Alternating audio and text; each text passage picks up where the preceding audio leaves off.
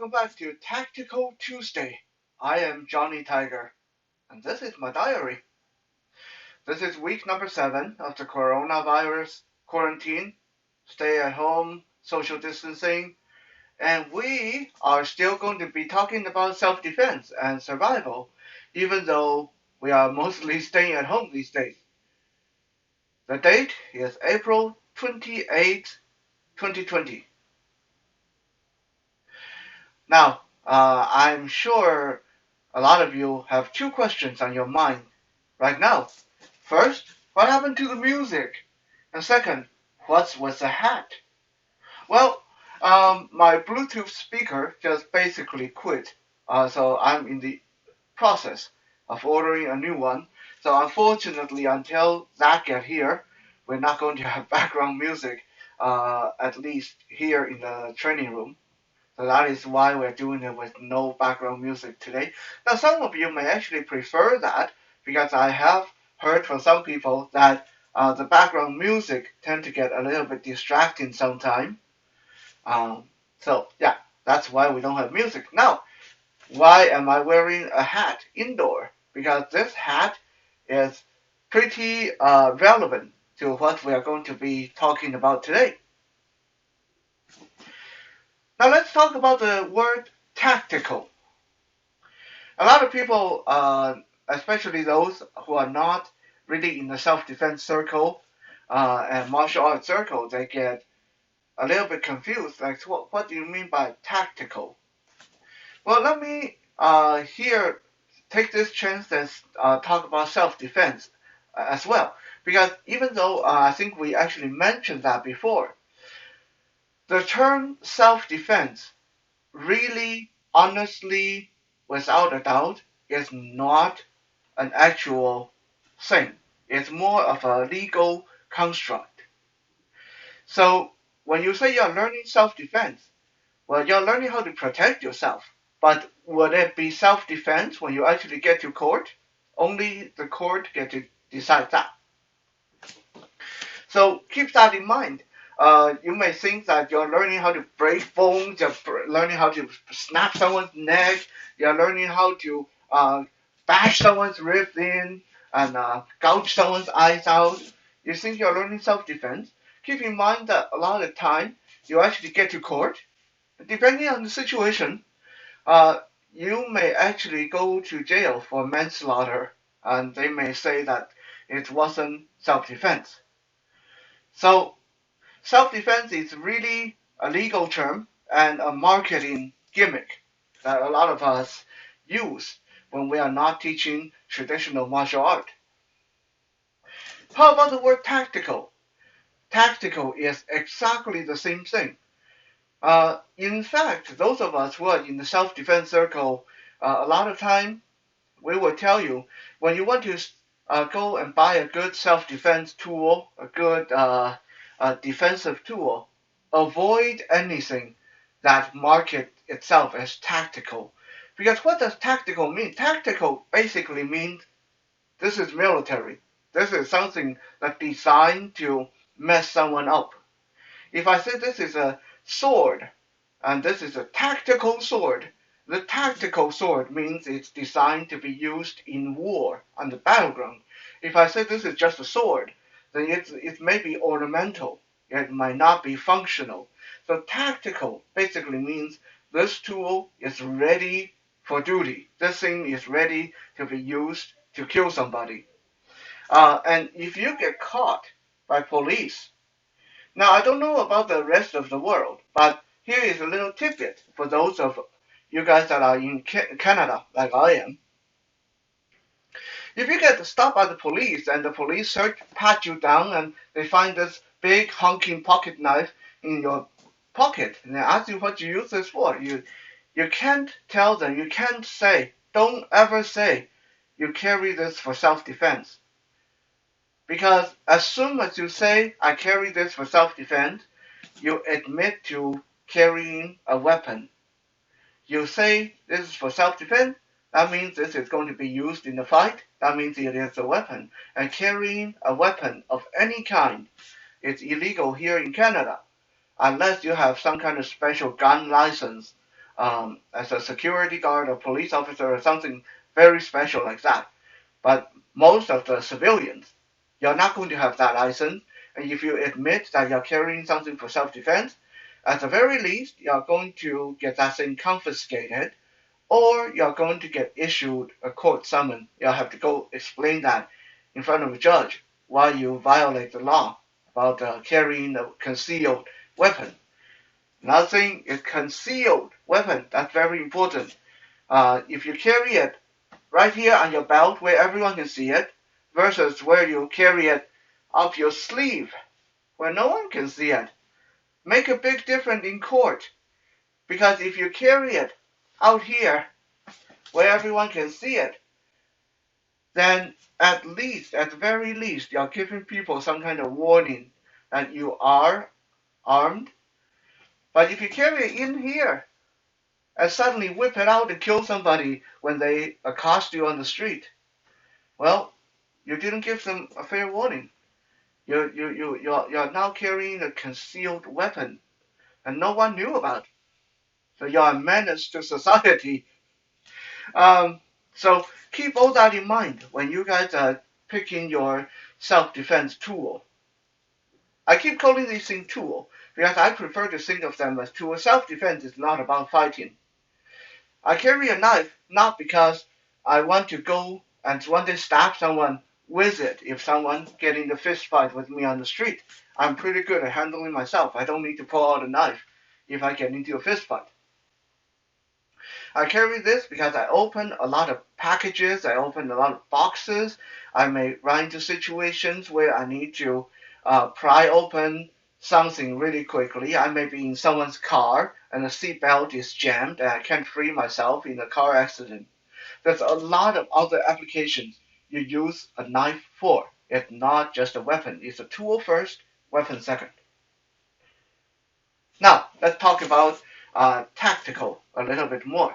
Let me give you guys first-hand experience of the difference between tactical and self-defense.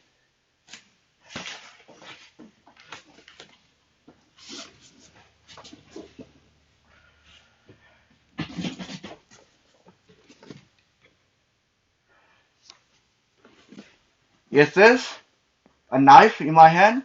Yes, it is. But what kind of knife is it?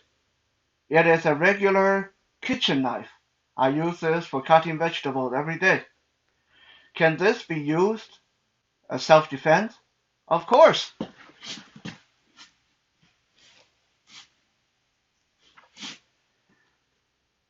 Oh yeah, if I have this in my pocket and someone was to come at me armed and dangerous and I have to defend myself, I definitely can make a go at it with this. So this is a knife, but it is not a tactical knife. Why? Because it's made for something else. This is the whole purpose of this was made for chopping vegetable in a kitchen. It is not made to stab someone with. It's not made to behead your opponent. And you can tell because there's no hand guard. So if I was to stab someone with this, most likely my hand would slide up the blade and cut myself really bad. And it doesn't have the right curve for a good solid hack into a moving target. It doesn't have the right kind of design for any of that. It serves as a self-defense weapon in a pinch, yes, but it is definitely not tactical. It was not made for war. This, on the other hand,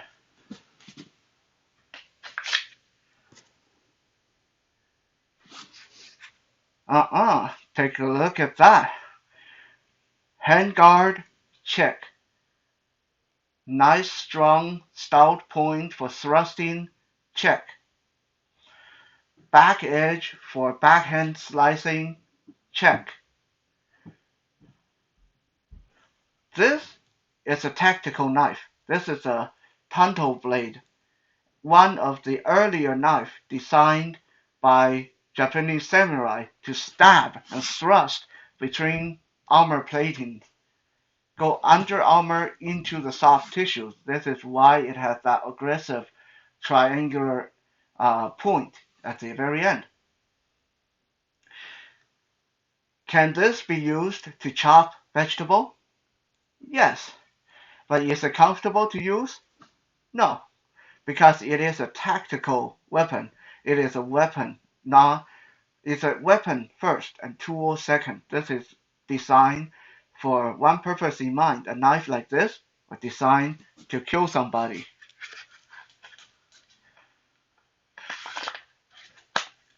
So, let's say you're driving down the highway and you get stopped by the police. You come up with something like this one, like the kitchen knife. And you say, I carry this because I'm a chef and I carry my own knife with me. Or I just came back from camping. Would you get off without being charged? Most likely, yes. They might still confiscate it, but most likely you're going to get away with it, especially if you can prove it. Now, if the police search you and you come up with the big, scary Tonto knife like this one, how are you going to explain this? I just went camping and I was scared I might run into a bear, so I carried this to protect myself against a bear. Well, that doesn't really make sense, does it? Get a bear spray or something. So in that case, you're mostly going to get your knife confiscated and quite probably get a court summon in the process. Let me quickly adjust the camera. Yeah.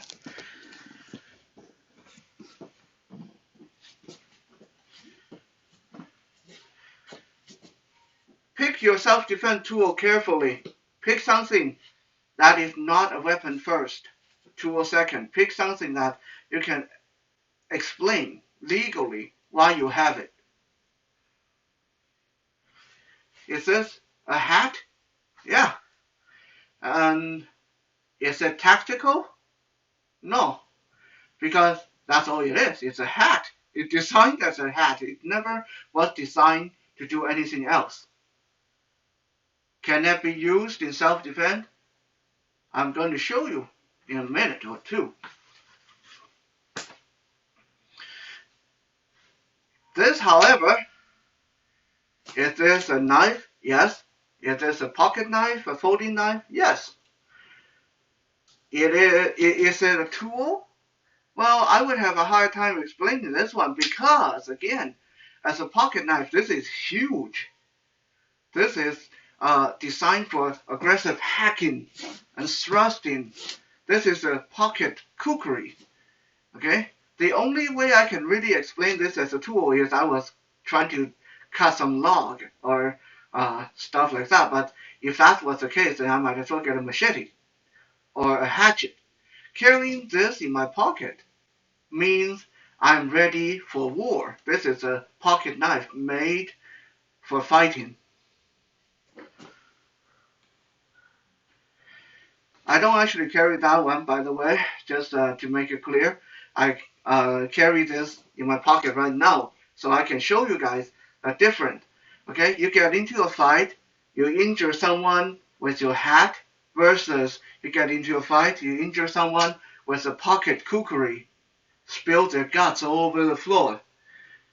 The outcome is very, very different in court. So don't let that tactical title fool you. Try to avoid things marketed as tactical, because if you find it on Google, if you find it on Amazon, police officers know about it too.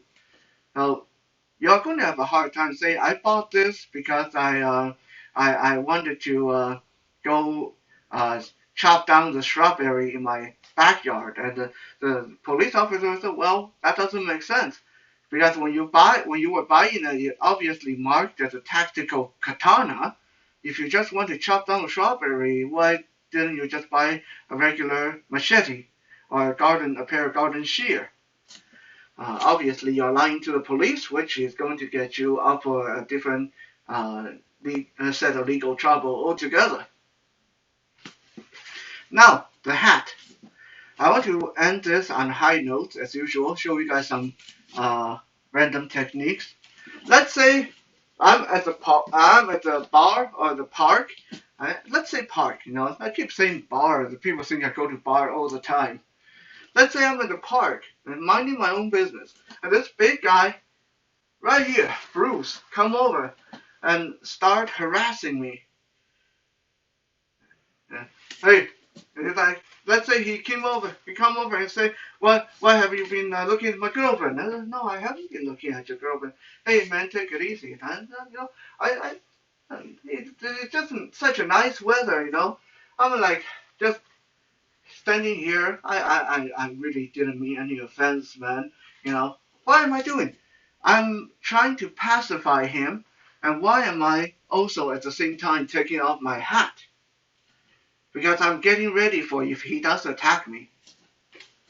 If I don't have any self-defense tool on me, or if all I have is a knife and I don't really want to pull that out and kill him with it, I take out my hat, hold it. How you want to hold your hat? Yes, hold the back end, loop your hand through this adjustment strap in the back, and that's a hard front rim, dangle free. Assuming you're wearing a hat like this, of course. It's important to pick the right hat if you want to use it for self-defense. So pick a hat that have a hard rim, like any regular baseball cap, stuff like that. Yeah. Loop your hand through the back strap and just hold it close to your chest. This served another purpose. Well, actually, this served two purposes.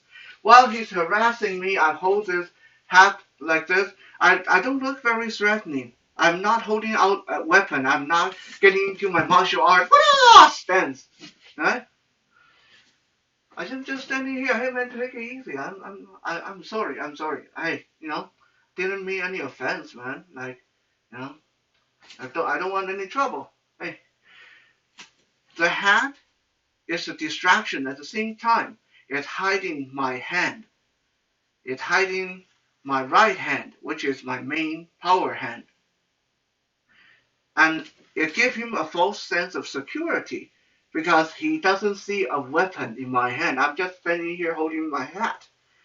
Now, if he just eventually cuts me out and turn and walk away, I'll put the hat back on my head and be about my day, go on my business.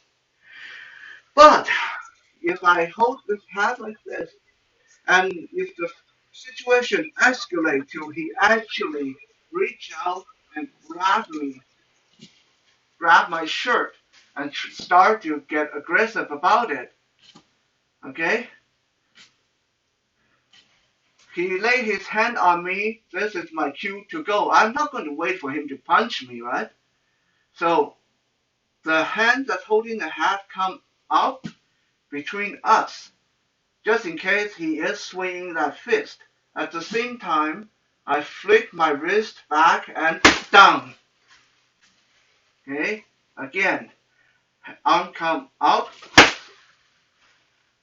The rim of the hat go right here at the back of the hand, at the wrist, at the forearm. This is not going to damage him a lot, of course, but this will make him drop his hand for that instant.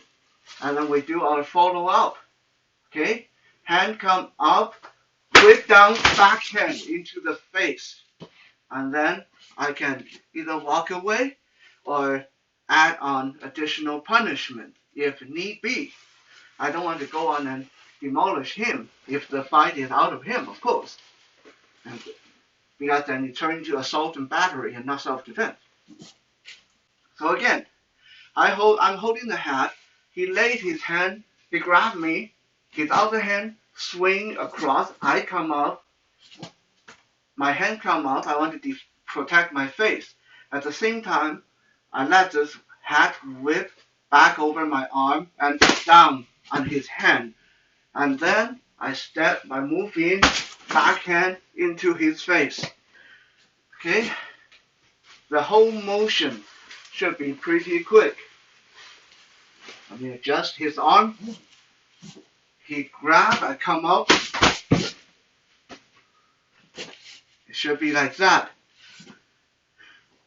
Okay, now in the case that I don't have a good hat to whip with, if my hat doesn't have a rim, I still can use it for self-defense. In that case, I wouldn't whip it down at his wrist or hand. In that case, I would flick the hat at his face. Most people have the instinctual reaction to shy away when something comes right in front of their eyes. So all I have to do is pass it in front of his eyes, make him move away from me, and then that will clear room for my left hand. So I pass it before his eyes, he moves, and I come in, my left hand is ready for a palm to the chin, or to the nose, or right to the ear. And again, let's say we are engaging. I hit him, he's still coming at me, I pass it over his face again, and then elbow to the face. There's a lot I can do. All I have to do is remember, keep passing this by his face. Very slight motion.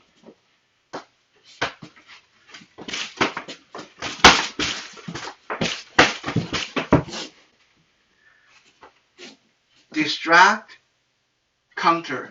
Distract, counter. It's that simple. That's how you use the hat for self-defense. An item that was not made for war serves perfectly if you know what to do with it. Pass it in front of their eyes, whip it down at the wrist or hand. You can even whip the rim right at their face.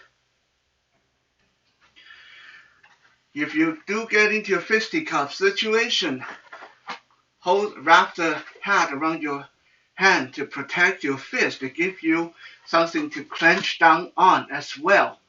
When you do that punch, it will protect your knuckle a little bit and also make your fist a lot harder. If the person does pull out a knife, you can use the hat to either hit the hand or try to get the knife stuck in the hat. It will be a lot. It's not as good as a knife of your own, or a shield, or anything like that, of course, or a gun. But it's much better than bare hand. Trust me. With that, we come to the end of today's episode. I hope this has been educational, entertaining, or a bit of both. Stay healthy, stay safe, and I will see you guys tomorrow.